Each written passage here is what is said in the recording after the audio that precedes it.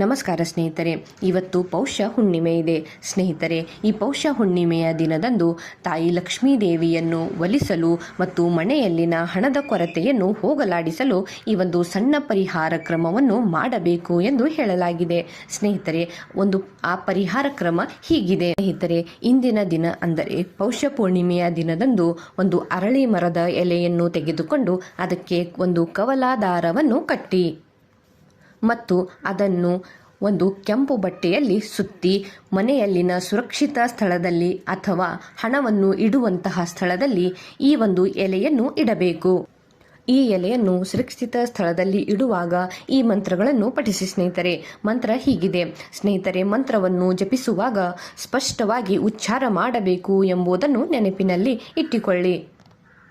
ಸ್ನೇಹಿತರೆ, ಪೌಷ ಪೂರ್ಣಿಮೆಯ ನಂತರ ಬರುವ 5ನೆಯ ಶುಕ್ರವಾರದಂದು ಈ ಎಲೆಯನ್ನು ತೆಗೆದುಕೊಂಡು, ಅಂದರೆ ಈ ಒಣಗಿದ ಎಲೆಯನ್ನು ತೆಗೆದುಕೊಂಡು ಶುದ್ಧವಾದ ಪವಿತ್ರವಾದ ನದಿಯಲ್ಲಿ ಇದನ್ನು ತೇಲಿಬಿಡಬೇಕು. ಸ್ನೇಹಿತರೆ, ಈ ಪರಿಹಾರವನ್ನು ಮಾಡುವುದರಿಂದ ಲಕ್ಷ್ಮೀ ದೇವಿಯು ಒಲಿಯುತ್ತಾಳೆ ಮತ್ತು ನಮ್ಮ ಮನೆಯಲ್ಲಿನ ಹಣದ ಸಮಸ್ಯೆಯು ದೂರ ಆಗುತ್ತದೆ ಎಂದು ಹೇಳಲಾಗಿದೆ.